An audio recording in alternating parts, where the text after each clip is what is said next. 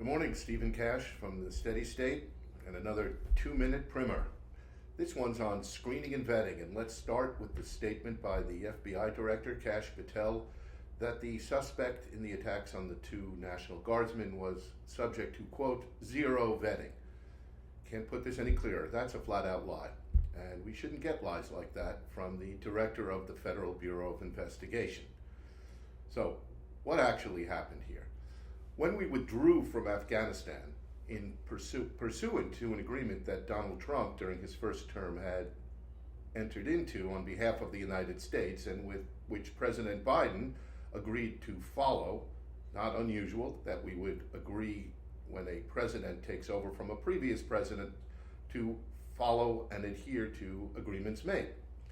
Well, that inevitably resulted in an influx of Afghan refugees to the United States.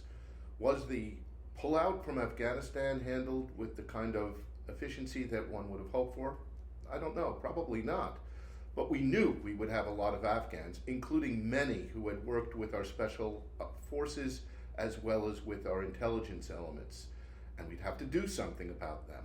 And what was put in place was a variety of what's called SNV, screening and vetting.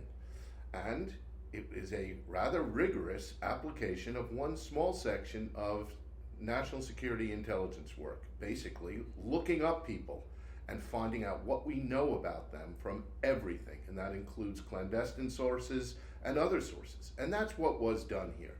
This person was subject to vetting. This person went through a process of approval that involved that vetting, and in fact the approval took place during this Trump term. So we need to know about these things. We have a new hashtag we're putting out, Get Smart. Yeah, you get it. It's a little bit of a joke there.